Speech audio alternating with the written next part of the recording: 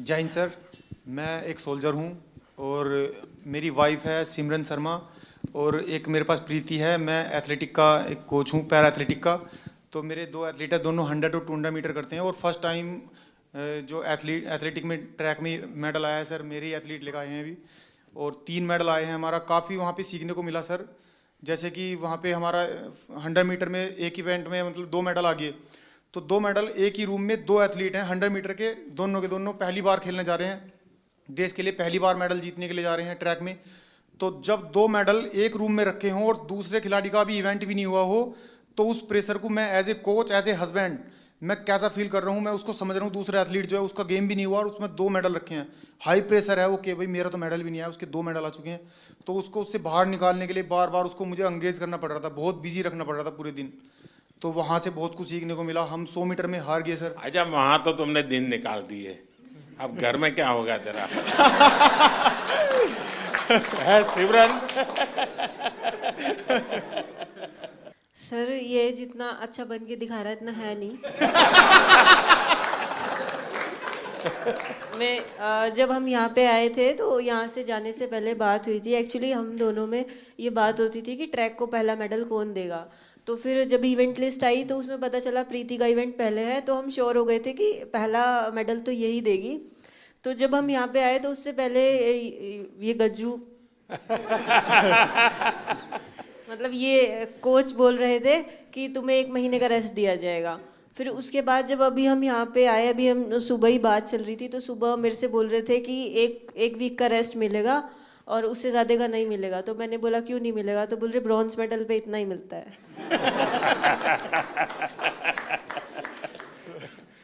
अब तुझे खाना नहीं मिलेगा।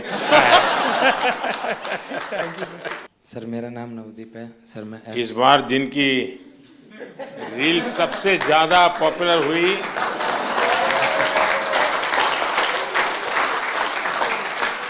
एक आप है, दूसरा शीतल है। सर मैं F41 कैटेगरी में जेवलिन थ्रो करता हूं सर। दूसरी बार पैरालंपिक पार्टिसिपेट कर रहा हूं सर। मेरा इवेंट है ना सबसे लास्ट दिन था सर, और मैं तकरीबन 21 तारीख को चला गया था सर उधर। तो जैसे ही मेडल आने शुरू हुए ना सर, तो एक मन में घबराहट होनी शुरू हो गई थी सर कि सबके आ रहे, मेरा क्या होगा। तो सर पर फिर भी सर जैसे सीनियर एथलीट्स थे सर, जैसे सुमित भाई था, अजीत भाई साहब थे, संदीप भाई साहब थे, देवेंद्र सर थे, सबसे सर एक एक दिन मिलके सर एक्सपीरियंस गेन किया सर कि आप कैसा फील करते हो, मेरे को क्या करना चाहिए। और सर एंड तक आते आते सर मैं बिल्कुल फ्री माइंड होके खेलने का। वाह। Thank you sir. Radhika Singh, मैं मेंटल कोच हूँ राधिका सिंह, शूटिंग टीम के साथ। और आप कह रहे थे कि अपना हमारा एक्सपीरियंस शेयर करें। और सबसे ज़्यादा ज़रूरी है एक ग्रुप की मोहब्बत एक दूसरे के लिए। तो शूटिंग टीम में कोई एक दूसरे से कम्पीट नहीं कर रहा है, सब अपने आप से कम्पीट कर रहे हैं, तो वो आगे बढ़ रहे हैं। और जितनी भी उनकी क्षमता है, जितनी भी उनकी तैयारी है, उसके आगे वो अपनी वीकनेस नहीं देते, स्ट्रेंथ नहीं देख रहे, वो अपनी स्पोर्ट के लिए मोहब्बत देख रहे हैं। तो ये बहुत बड़ी बात है कि हमारी टीम बहुत जुड़ी हुई रही। और ऑल्दो मैं एक ही इवेंट के लिए 2 बच्चों को तैयार कर रही थी, कोई कंपेटिटिवनेस नहीं था उनमें। तो ये बहुत बड़ी ताकत है कि हम आपस में मोहब्बत से आगे बढ़ें, और वो मोहब्बत स्पोर्ट में दिखती है सर। नहीं, आप ये मेंटल हेल्थ को करती हैं तो उसमें क्या क्या करती हैं?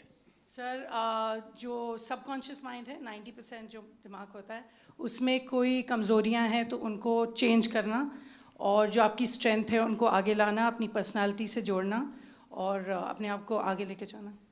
नहीं, कोई इन लोगों का योगा का संबंध, कोई मेडिटेशन का संबंध, सर ऐसे कोई स्पेसिफिक ट्रेनिंग वगैरह आप लोगों ने योगा भी हैं हमारे टीम में, एक योगा भी कराते थे। तो रोज़ सुबह मेडिटेशन होती थी, रोज़ शाम को जो भी सीखते थे बच्चे वो रोज़ दोहराते थे, मतलब रोज़ मेंटल ट्रेनिंग करते थे अपनी। तो वो टाइम उनका रेंज पे प्रैक्टिस, उनका योगा से प्रैक्टिस, मतलब टीम में बहुत ऑर्डर रहा सर।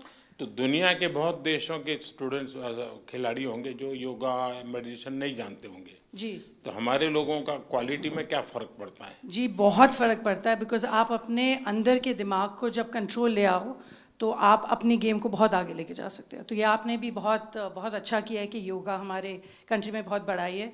और आई थिंक स्कूल्स में सर इसको आप सब्जेक्ट बनाएं, बिकॉज इसमें जो साइंस में जो शक्ति है वो किसी और चीज़ में नहीं है। बधाई हो। Thank you sir. और कोई? हाँ, पहले तो बहुत बड़ी खुशी की बात कि कपिल ने ना ही पैरा जूडो में जबकि एबल जूडो में भी पहला भारत को मेडल दिया है। अब तक एबल या पैरा जूडो में कोई मेडल नहीं था। और कपिल के नाम एक और हिस्ट्री है कि visually impaired in any game का पहला मेडल भी कपिल ने इंडिया को दिया है। सो हम सब लोग को उसकी बधाई। हमारे जो जूडो के टॉप शॉट्स हैं वर्ल्ड के, उन सब लोगों ने पर्सनली पोडियम से उतर के आके हम लोग को कंग्रेचुलेट किया, बोले we didn't expect such a quick uprise in para judo, so hats off to you guys. And sir वो हम लोग अकेले नहीं कर सकते थे। साई, OGQ, ये फिनोमिनल सपोर्ट हम लोग को मिला है, and of course the government of India, I mean needless to say. तो sir thank you so much. And जितने और कोचेज़ हैं UK, USA, जो हम लोग के अच्छे फ्रेंड्स हैं, कोरिया, वो सब लोग आए, बोले we knew you were going up ahead but we didn't realize it's gonna be so soon. So we felt very proud, and thank you to the entire team that is backing us up. Thank you so much, sir. बहुत बहुत बधाई। आज मुझे आपको सुनना है, आप लोगों के क्या अनुभव रहे, वहाँ सबसे मिलते होंगे, कुछ न कुछ अच्छी बातें हुई होगी, वो मैं जरा सुनना चाहता हूँ। सर नमस्ते। हर हर महादेव सर। हर हर महादेव। सर मैं ब्लाइंड जूडो से कपिल परमार 60 kg खेलता हूँ सर, और मेरा एक्सपीरियंस ये रहा कि मैंने बहुत ज़्यादा कंपटीशन खेल लिए थे। 2021 से लेके तो मैं 16 कंपटीशन खेले सर, जिसमें मेरे 14 में मेडल थे, जिसमें 8 में मेरे गोल्ड थे, ब्राउन, सिल्वर। एशियन गेम में भी मेरा सिल्वर था, वर्ल्ड गेम में ब्रॉन्ज था, और वर्ल्ड चैम्पियनशिप ब्रॉन्ज था। तो सर मेरा डर निकल गया था, ओलंपिक का इतना प्रेशर नहीं था क्योंकि मैंने कंपटीशन बहुत ज़्यादा खेल लिए थे सर। तो सर मेरा एक्सपीरियंस ये है कि थोड़ा सा प्रेशर था। तो हमारे देवेंद्र भाई साहब, झांझड़िया जी भाई साहब ने मेरे से एक बात बोली थी कि अपने को अपना बेस्ट देना है। बोला था कि जो आप प्रैक्टिस में करते हो वही आपको करना है। और सर मेरे कोच हैं, उनका भी, मेरे मनोहर अंजार जी, उनका बहुत आशीर्वाद दिया, क्योंकि हम लोगों को संभालना मुश्किल ही नहीं, नामुमकिन है। क्योंकि सर हम हर कहीं टकरा जाते हैं और कोई हमसे आके टकरा जाता है। तो मैं उनसे पूछता हूँ कि आप ब्लाइंड हो कि मैं ब्लाइंड हूँ। सर बहुत बार ऐसा होता है, तो बस सर के हाथ पकड़ के चलते, हाथ पकड़ के आते हैं, वो थोड़ा बहुत जो दिखता है उसमें अपना काम कर लेते हैं सर। और सर आपका बहुत आशीर्वाद रहा। अच्छा कपिल, उस दिन तुमने मुझे बताया कि स्टेडियम में से कपिल कपिल कपिल इतनी आवाज आ रही थी। जी सर। तो मैं मेरे कोच की सूचनाएं सुन नहीं पा रहा था। वो मैं एक्चुअली एक्सपीरियंस करना चाहता हूँ, कैसे आपके कोच कहाँ है सर? हाँ जरा बताइए क्या मुश्किल होता है। सबसे अहम बात है ब्लाइंड जूडो में कि जो इंस्ट्रक्शन हम लोग बाहर से देते हैं, जो इनको सिखाया जाता है, उसमें हम लोग एक कोडिंग करते हैं कि जब हम जाएंगे तो ये बोलेंगे तो तुम्हें ये करना है, क्योंकि वहाँ दिखता तो है नहीं कुछ। तो उस दिन हमारे 2 मैट एरिया थे। एक मैट पे हमारी बाउट चल रही थी फाइट, और दूसरे पे जो है वो फ्रांस की फाइट चल रही थी। और फ्रांस की फाइट में इतना शोर हो रहा था, करीब 15 से 18 हज़ार दर्शक वहाँ थे। तो जिसकी वजह से जब ये सेमीफाइनल खेलने गए तो जो मैं बोल रहा था वो ये नहीं समझ पा रहे थे। और डेफिनेटली क्योंकि सेमीफाइनल का एक प्रेशर था, और जो खिलाड़ी था ईरान का, उससे पहले ये फाइनल में एशियाई खेलों में हारे थे, तो यकीनन उसका भी प्रेशर होगा। तो इस वजह से ये उस दिन हमें भारत के लिए गोल्ड मेडल नहीं ला पाया। तो सामने का जो कोच होगा वो भी अपने प्लेयर को इसी प्रकार से सूचना करता होगा? जी जी, वो भी, अब ये डिपेंड करता है कोच टू कोच कि वो, जैसे हमारा इनका टाइप, जो भी हमारे कोचेज और जो खिलाड़ी उनके साथ ये है कि हम लोग ये देखते हैं कि कौन किस तरीके से सिखाता है, तो हम डिफरेंट उसकी जो है सोच में मतलब कोच को भी औरों से अपने आप को अलग सीक्रेट रखना पड़ता है। बिल्कुल बिल्कुल। अच्छा। क्योंकि वही चीज़ हम कहेंगे वो कहेगा तो फिर नहीं समझ पाएगा। अच्छा, आपको अगर इसको कहना है कपिल को जी कि कपिल बाएं ओर से ठोको, तो क्या बोलेंगे? हमारा कहना ये होता है सर, ऐसा ही होता है ना सर। हम बोलते कि हम मार दे, तो मैं सर अटैक तो करता हूँ, कभी खाली चला जाता तो वापस खड़ा हो लेकिन जाता। टेक्निक का नाम बताते हैं, जो पोजीशन आगे पीछे पाँव की दिखती है तो वो टेक्निक का नाम जो इनको सिखाया होता है वो बताते हैं, तो फिर ये वो अप्लाई करते हैं। क्योंकि कहाँ पर ऑफ बैलेंसिंग हो रही है, आगे हो रही है, पीछे हो रही है, तो वो टेक्निक बताते हैं। तो आप सामने वाले की पोजीशन भी बताते होंगे? जी जी जी बिल्कुल, उसके जो मूवमेंट होते हैं, जैसे उसने आगे किया, वेट उसका आगे जा रहा है तो हम आगे वाली टेक्निक उसको मार सकते हैं। ऐसे ही अगर उसने पीछे वेट किया या पीछे मूव कर रहा है तो पीछे वाली टेक्निक बताते हैं, और जिससे कि हम उसके पॉइंट लेते हैं। आप जब वहाँ बैठे होते हैं तो आपके भी हाथ पैर हिलते होंगे? बहुत ज्यादा। अब बस नहीं चलता है कि हम लोग भी मैट पे चले जाएं तो कोच। सर ऐसा हो रहा था कि सेमीफाइनल में जो रेफरी था जो मेरे हाथ पकड़ के ले जा रहे थे, उनके हाथ खुद धूज रहे थे। क्योंकि बड़े मैच में उनको भी डिसीजन गलत दे दिया, जैसे तो थर्ड एम्पायर रहता है पूरा, उसके बाद ही बताया जाता है, पर मेरा डिसीजन बहुत जल्दी दे दिया था रोल करके। वो मेरी भी गलती रही कुछ, सेमीफाइनल में मैं दब गया। पर नेक्स्ट टाइम मैं सर आपसे वादा करता हूँ 2028 में। अच्छा कर रहे हो, बहुत अच्छा कर रहे हो, बहुत बधाई हो। Thank you sir, thank you so much. ये मेरा तीसरा पैरालंपिक था। मैं पिछले में भी आपसे मिला था, आपने मुझे बहुत मोटिवेट किया था, लेकिन शायद इस बार भी थोड़ी कसर रह गई। मैं रियो पैरालंपिक में भी चौथा था, टोक्यो में भी चौथा था, इस बार पेरिस में भी चौथा हो गया सर। तो ये 4 नंबर मेरे से कुछ ज़्यादा ही प्रेम में है, तो मैं इसी 4 नंबर को शायद मोटिवेशन में लेता हूँ, तो सोचता हूँ कि अगला मेरा चौथा पैरालंपिक होगा।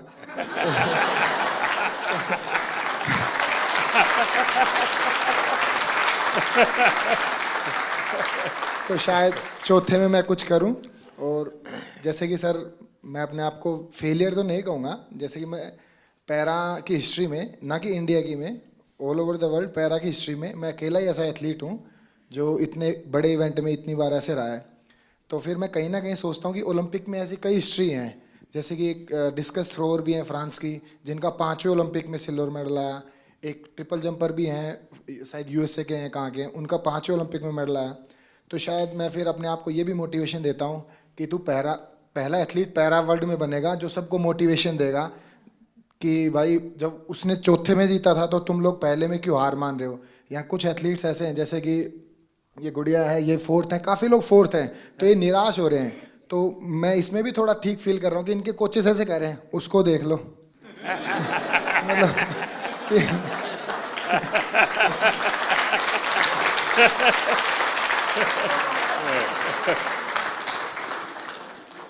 देखिए, मैं समझता हूँ कि आपका ये जो जीवन की तरफ देखने का दृष्टिकोण है ना, वो शायद आपकी सबसे बड़ी ताकत है। आप तो एक नया लॉजिक निकालो कि मैंने दुनिया को इतना दिया है कि मेरे रहते हुए अब तक 9 लोगों को आगे किया है मैंने, चौथे पर रह करके। सर कोई बात नहीं, मतलब अभी समय नहीं है, बट इस बार जो रहा है वो शिष्यों का समय रहा है। हम 3 एथलीट हैं ऐसे जो अपने शिष्यों को सपोर्ट कर रहे हैं। तो देवेंद्र भाई साहब हैं, इनके शिष्य का गोल्ड आया है, और एक और है सोमन राणा है, उनके शिष्य का ब्रॉन्ज आया है। और मैं नवदीप का कोच नहीं हूँ, बट मैं नवदीप का गुरु हूँ। इसको मतलब जेवलिन स्टार्ट से लेके आज तक की जर्नी ऐसे बड़े भाई गुरु के तौर पे रहा है। तो इस बार मैंने नवदीप को दे दिया कि इस बार तू ले जा, लेकिन अगली बार सर जरूर पूरा प्रॉमिस करता हूँ मेरा रहेगा। और सर बीते 3 ओलंपिक जितने भी पैरालंपिक मैंने देखे हैं उसमें मैंने ये फील किया है कि जैसे कि सभी लोग बात करते हैं ये कंट्री इतनी बड़ी है तो एक्सपेक्टेशंस पहले लेके जाते हैं, बहुत तगड़े गेम्स होंगे, बहुत तगड़े गेम्स होंगे। लेकिन सर मुझे ऐसा बिलीव है अगर इंडिया 2036 का ओलंपिक पैरालंपिक करवाती है तो मुझे नहीं लगता धरती का उससे तगड़ा इवेंट कहीं पे हुआ होगा। तो सर हम उसमें पूरी कोशिश करेंगे कि बुढ़ापे में भी देवेंद्र भाई साहब को एक आइडल मानते हुए अपने 8 गोडों को बचाते हुए उसमें कोशिश करेंगे उसमें भी खेल पाए। नहीं, आपका जीवन के तरफ देखने का एक दृष्टिकोण है, ये अपने आप में बहुत ही इंस्पायर करने वाला है कि भाई मैं आगे भी कुछ करूंगा और करके रहूंगा। मैं आपको बधाई देता हूं। मैं संदीप चौधरी जी के लिए बात कहूँगा। गिरते हैं शायद सवार ही मैदान जंग में, तिफल क्या जो घुटनों के बल चलते हैं। तो ये आपने सबको ये बताया जो घुड़सवार होता है वही गिर सकता है, बच्चे कभी नहीं गिरते। तो मेरा आपके लिए बहुत बड़ी और सर मैं हरविंदर के लिए बताऊंगा। शीतल हरविंदर, मैं आर्चरी से हूँ। तो जैसे मैडम ने बताया कि जूडो में हरविंदर का पहला आर्चरी एवर एबल और पैरालंपिक में फर्स्ट मेडलिस्ट है, टोक्यो में ब्रॉन्ज, और अभी हिस्ट्री में फर्स्ट इसका मेडल है जो एबल के बराबर शूट करके है, 28, 28, 29। लास्ट एरो आपने देखा होगा सर, बिल्कुल क्लोज टू था। अगर वो 10 लगता तो हम किम वूजिन और अपना ब्रैडी एलिसन के बराबर शूट कर देते। नमस्ते सर, मेरा नाम अमीशा है और मैं उत्तराखंड से हूँ। ये मेरा पहला पैरालंपिक था और मैं बहुत ग्रेटफुल हूँ कि मुझे 2 साल में मैंने अपना गेम स्टार्ट किया है, 2 साल ही हुए हैं और 2 साल में मैंने लाइफ में इतना बड़ा एक्सपीरियंस लिया, मुझे बहुत ज़्यादा कुछ सीखने को मिला। And thank you to my coach जिन्होंने मुझे कॉन्फिडेंस दिया कि मैं कर सकती हूँ, क्योंकि मैं बहुत डरी हुई थी। तो आपने कहा था कि वहाँ लोगों को ऑब्जर्व करना, उनसे लोग डरते होंगे। हाँ, पहले आप डर रही थी, अब लोग डरते होंगे। तो आपने कहा था कि लोगों को ऑब्जर्व वगैरह करना है, तो मैंने वो भी बहुत किया और बहुत कुछ सीखने को मिला है। परिवार में से क्या रिस्पांस है? अब परिवार के, तुम्हारे फैमिली के लोग क्या कहते हैं? अब तो फैमिली बहुत खुश है और वो पहले से ही सपोर्ट करती थी, लेकिन अब और ज़्यादा सपोर्ट, और ज़्यादा दे रहे हैं। नमस्ते सर, मेरा नाम सुमित अंतिल है और मैं back to back 2nd gold medal है सर मेरा।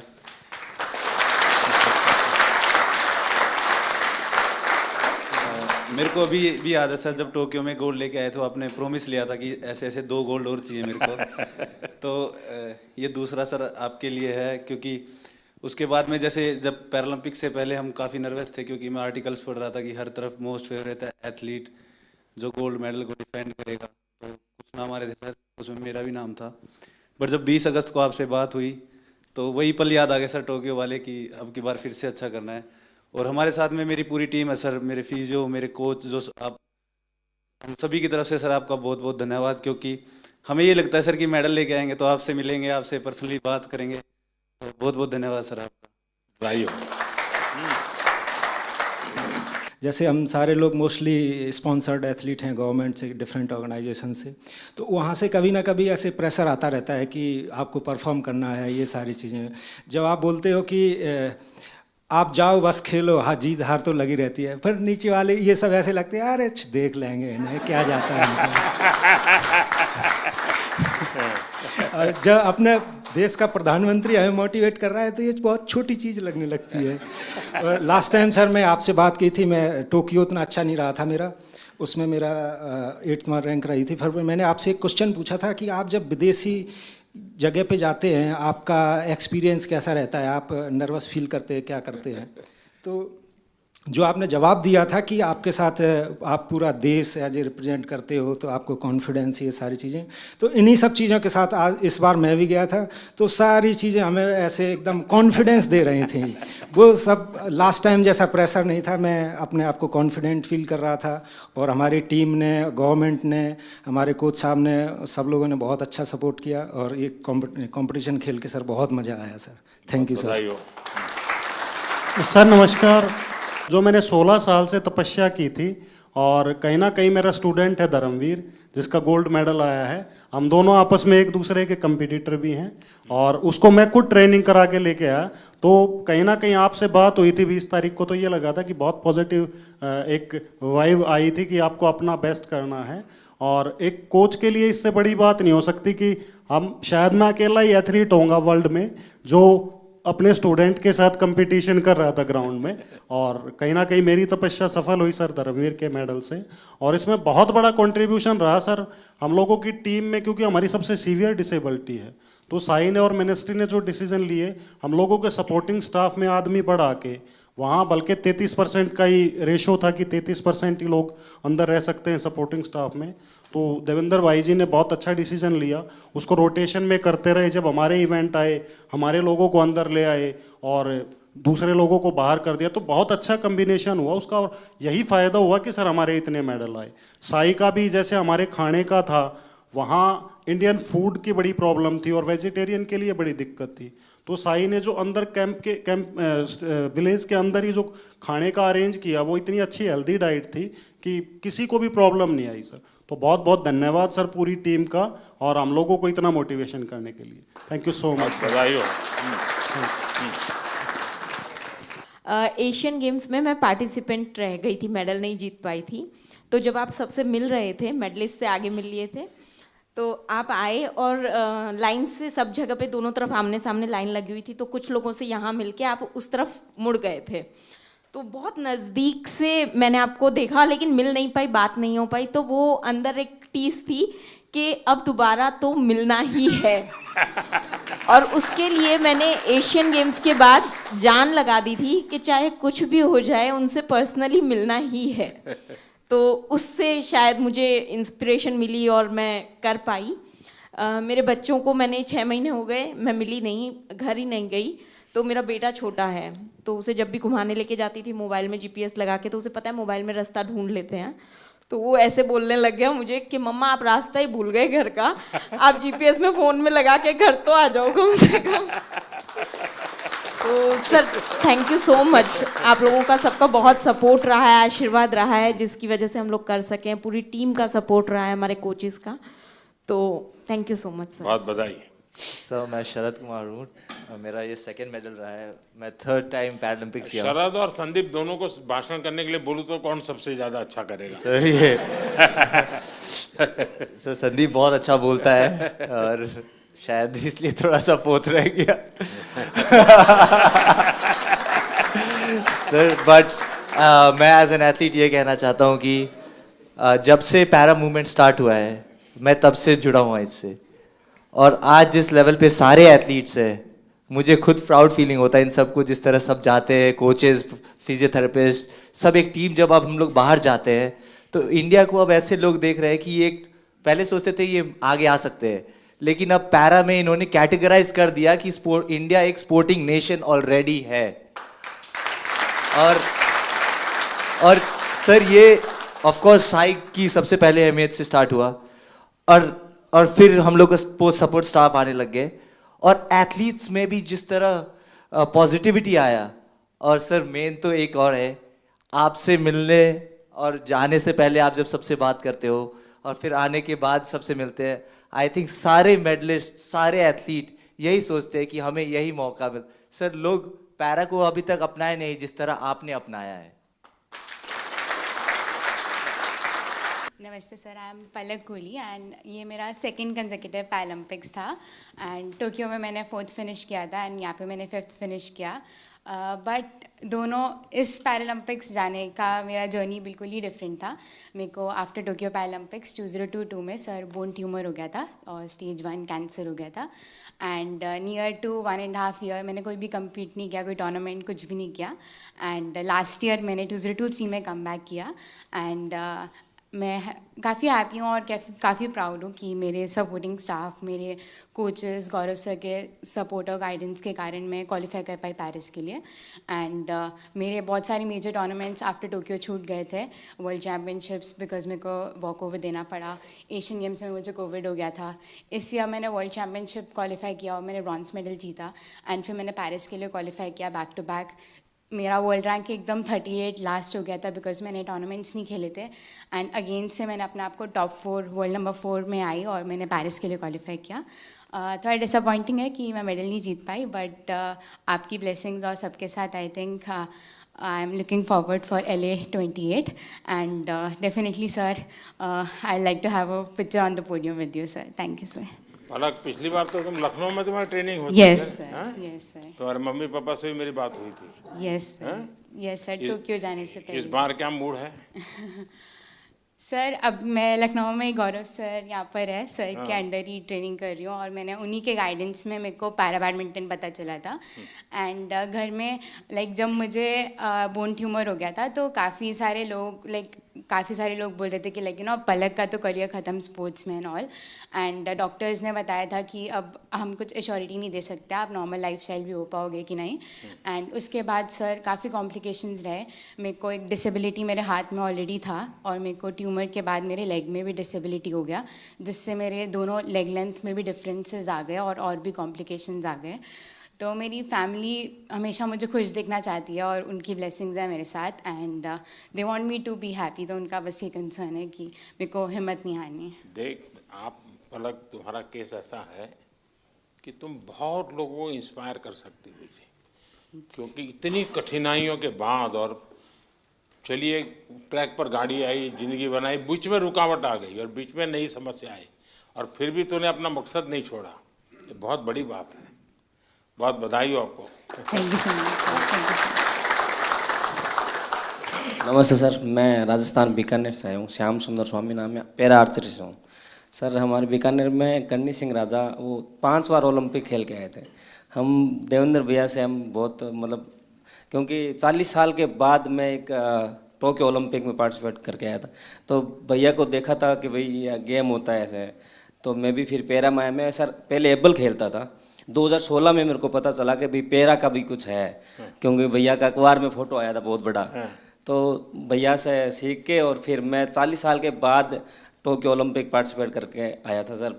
इस बार सर मुझे बहुत कुछ सीखने को मिला, खास करके जो मेरी कैटेगरी के गोल्ड मेडलिस्ट SL3 के हैं नितेश कुमार जी, इनसे सीखने को मिला सर। पूरे लाइफ में जिनसे वो जीते, एक बार भी उनसे मैच इससे पहले नहीं जीते थे, और उनकी वजह से जबकि मैं उनको हरा चुका हूँ, और मुझे उनसे सीखने को मिला है कि अगर वो कर सकते हैं तो मैं ज़रूर उनको दोबारा हरा सकता हूँ, और इवन पूरे वर्ल्ड में सबको हरा सकता हूँ।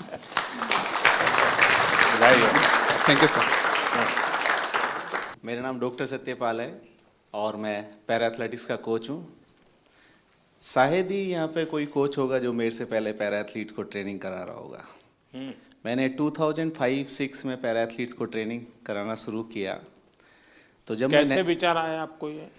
सर मैं नेहरू स्टेडियम में ट्रेनिंग कराने जाता था, तो 1-2 एथलीट्स वहाँ पे जिनकी लिम्ब डिफिशेंसी थी वो आते थे, तो मैंने उनको देखा, पढ़ा, फिर देवेंद्र जी के बारे में सुना कि उन्होंने 2004 एथेंस ओलंपिक में गोल्ड मेडल जीता था। तब मैंने इसके बारे में स्टडी किया और मैंने स्टार्ट किया थोड़ा थोड़ा करना। तो सभी कोचिस नेहरू स्टेडियम में मुझे बड़ी अजीब नज़रों से देखते थे कि मैं दीपा मलिक जी की चेयर को पुश करके जाता हूँ, किसी पैरा एथलीट को ट्रेनिंग करा कर न जाता हूँ, अंकुर धामा का हाथ पकड़ के उसको नेहरू स्टेडियम में घुमाता हूँ, तो सोचते थे कि मैं अपना टाइम ख़राब कर रहा हूँ। आज वही पैरा एथलीट्स, वही कोचेस जो मुझे क्रिटिसाइड करते थे, आज वो सब पैरा एथलीट्स को ट्रेनिंग कराना चाहते हैं। ये मेरे दिल से बोल रहा हूँ कि मैंने इस फील्ड में काम किया है, मैं बहुत खुश हूँ, और आने वाले टाइम में मैं आपसे प्रॉमिस करता हूँ ये 29 नहीं, मैं 50 के मेडल का यहाँ से प्रॉमिस करके जाता हूँ कि हम सब इतना काम करेंगे, हम 50 मेडल लेते हैं। Thank you sir. देखिए साथियों, ये बात सही है कि हर खेल में जो सपोर्ट स्टाफ होता है या कोचिंग करने वाले लोग होते हैं, बहुत मेहनत करनी पड़े हर क्षेत्र में, लेकिन दिव्यांगों के साथ काम करना, उनको सिखाने से पहले खुद को उस जिंदगी को जीने के लिए मन से तैयार करना पड़ता है, खुद को उस पोजीशन में रखना पड़ता है, कौन सी उसकी दिक्कतें हैं उसको खुद के जीवन में आत्मसात करना पड़ता है, तब जाके कह सकते, वरना मैं तो रूटीन में कह दूंगा यार दौड़ो, अरे वो कभी मैं नहीं दौड़ सकता, वो कोच समझ सकता है ये नहीं दौड़ सकता, उसके लिए तरीका ये होना चाहिए। और इसलिए मैं मानता हूँ कि जो पैरा एथलीट्स को जो ट्रेन करते हैं वो कोचिज एक्स्ट्रा ऑर्डिनरी होते हैं, उनके अंदर एक्स्ट्रा ऑर्डिनरी ताकत होती है जी, और इसको बहुत कम लोग समझ पाएंगे। मैं भली भांति समझता हूँ, और मैंने कई बार जब फ़ोन पे भी सबसे बात करने का मौका मिलता है तो मैं इस बात का जिक्र करता हूँ, क्योंकि जो सामान्य है उसको सिर्फ टेक्निक सिखानी होती है, इसको तो जीना भी सिखाना होता है जी।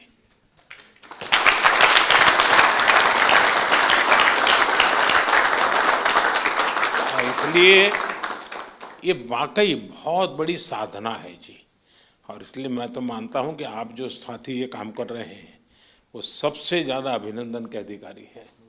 सर अभी मैं इंटरनेशनल कंपटीशन में जाने का स्टार्ट करके 30 साल हो गया, इवन एथलीट एडमिनिस्ट्रेटर। हम एक टाइम में एक भी फ्लैग नहीं देखता था, अभी इंडिया का फ्लैग हम को दिखने का स्टार्ट हो गया। हमारा खिलाड़ी का भी एक पैरा स्पोर्ट्स का वजह से हम मेडल जीत सकता बोल के आ गया। हम लोग कब पार्टिसिपेट करता था, उस टाइम में सोचता था पार्टिसिपेट करना है, अभी वो कॉन्सेप्ट चेंज हो गया। एंड अगेन आपको मैं बहुत धन्यवाद बोलता सर। मैं बहुत लोग को बोलता है हमारा ब्रांड एम्बेसडर कौन है, हमारा मोदी जी हमारा ब्रांड एम्बेसडर है।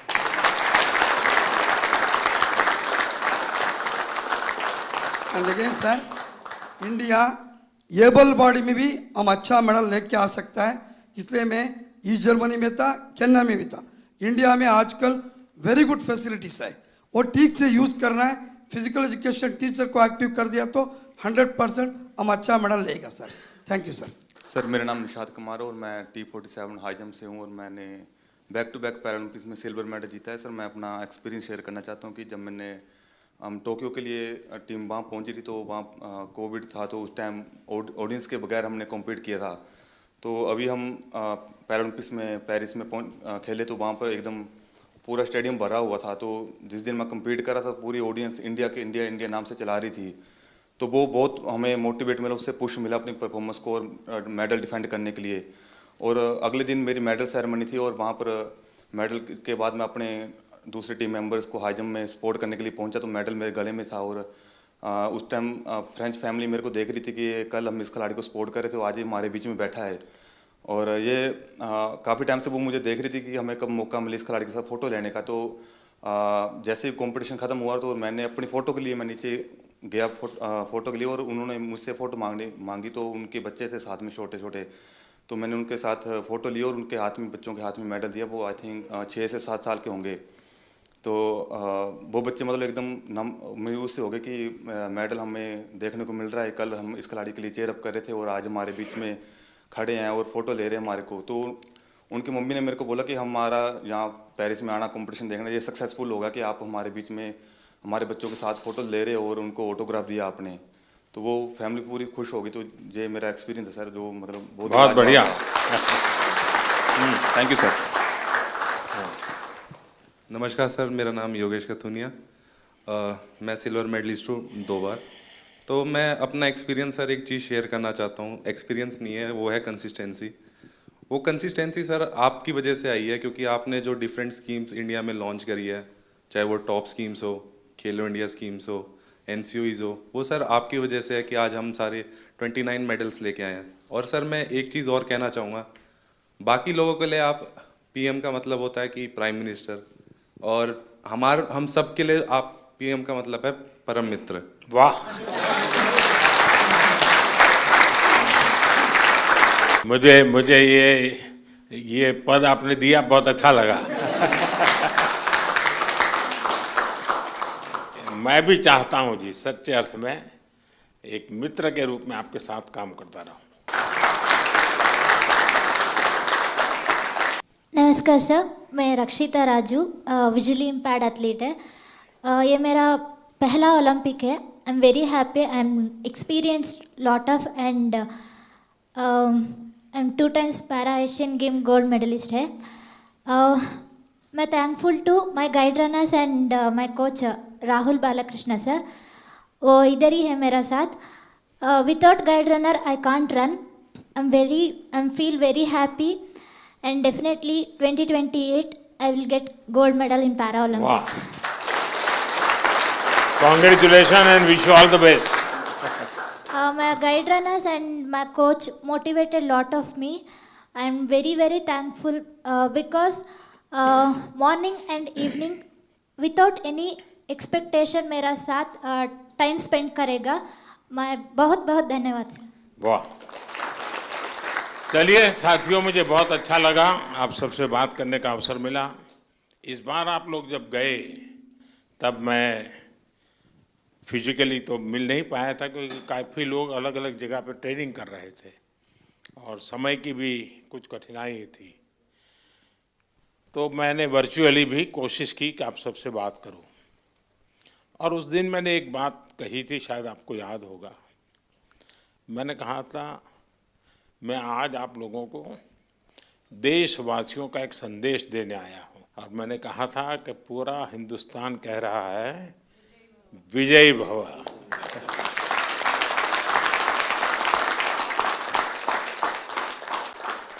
आपने देशवासियों की जो भावना थी ना, उसको बराबर मन में ले लिया कि नहीं, देश चाहता है हम करेंगे। मैं समझता हूँ ये अपने आप में बहुत बड़ी बात है। दूसरा, मैं देख रहा हूँ, क्योंकि मैं आप लोगों के साथ ज़रा ज़्यादा जुड़ा हुआ हूँ, आपके यहाँ शायद परमात्मा ने कोई एक्स्ट्रा क्वालिटी दी है, ऐसा मैं अनुभव कर रहा हूँ। शरीर में कुछ न कुछ कमी जरूर होगी, लेकिन आपके व्यक्तित्व में परमात्मा ने कुछ एक्स्ट्रा दिया है। और वो मैं देख रहा हूँ कि आपने शायद व्यक्तिगत जीवन में इतनी कमियों से गुजारा किया है, उसको संघर्ष किया है, खुद की सहज वो ट्रेनिंग भी हुई है, किसी समय आपने लोगों का उपहास भी सहन किया होगा, मजाक करते हुए भी आपके कान पर कभी कुछ पड़ा होगा। हर प्रकार की मुसीबतों से आप गुजरे हुए लोग हैं, और इसके कारण मैं देख रहा हूं कि खेल में जय पराजय का कोई प्रभाव आपके मन पर नहीं है। ये बहुत बड़ी बात है जी, वरना पराजित व्यक्ति, यानी मान लीजिए मेडल नहीं मिला तो एक तो उसको बोझ होता है, अरे मैं तो गया। आप में से किसी को वो बोझ नहीं है। ये बहुत बड़ी जीवन की सिद्धि है जी, और वही आपको आगे ले जाने की ताकत देती है। और इसलिए मैं मानता हूँ कि मैं चाहता हूँ कि इस खेल में और लोग आए, अधिक मेडल आए, वो तो बात अच्छी है, होना भी चाहिए। लेकिन मैं आप लोगों के माध्यम से देश में एक कल्चर पैदा करना चाहता हूं। वो कल्चर ये है कि देश के हर नागरिक को समाज में जिनके जीवन में इस प्रकार की कठिनाई है, जो हमारे दिव्यांग जन है, उनकी तरफ देखने का दृष्टिकोण बदले। वे उनके प्रति सम्मान के भाव से देखें, दया भाव से नहीं, वो हमें मंजूर नहीं है। दया भाव नहीं चाहिए, सम्मान से देखें, मैं तुमसे कम नहीं हूं। ये मिजाज मुझे देश में पैदा करना है, और मेरे दिव्यांग भाई बहनों में भी मुझे वो मिजाज पैदा कर। वो खेलते हो न खेलते हो अलग बात है, उन्हें निराश होने की जरूरत नहीं है।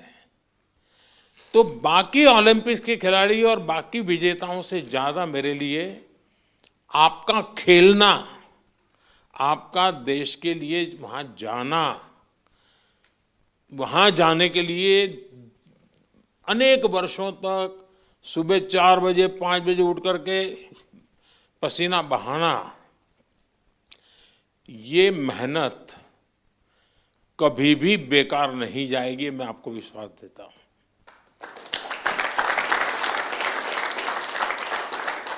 क्योंकि अब आपके लिए भी, सभी दिव्यांगजनों के लिए समाज में एक नया वातावरण पैदा होना शुरू हो चुका है। व्यवस्थाएं भी विकसित हो रही हैं।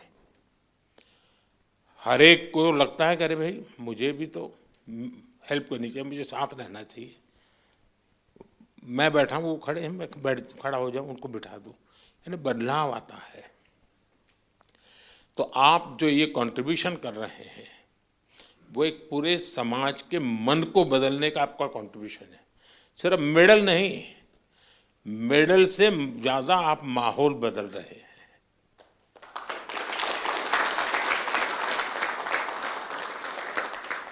हर दिव्यांग जन के मन में आप एक विश्वास पैदा कर रहे हैं कि हम भी कुछ कम नहीं है।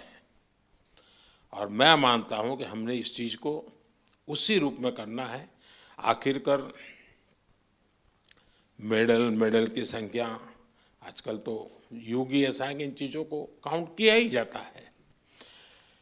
लेकिन 140 करोड़ का देश आज जिस जज्बे के साथ खड़ा हुआ है, खेलने के लिए नहीं, जीतने के लिए जा रहे हैं। मैं एक पार्टिसिपेंट हूं ऐसा नहीं है, मैं एक परफॉर्मर हूं। ये जो मिजाज है ना, वो देश की ताकत बनता है, और आप देश की उस ताकत में नई ऊर्जा भरते हैं। तो मेरी तरफ से आप सबको बहुत बहुत बधाई। सबका मूड देख करके मुझे अच्छा लगा।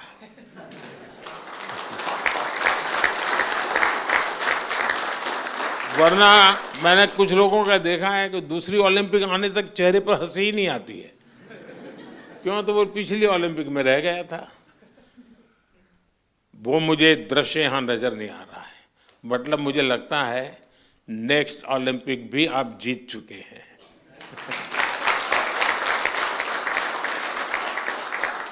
ये आपके आंखों से मैं पढ़ पा रहा हूँ, आपके अंदर जो विश्वास वो मैं देख पा रहा हूँ। तो साथियों, मेरी तरफ से बहुत शुभकामनाएं हैं, बहुत बधाई।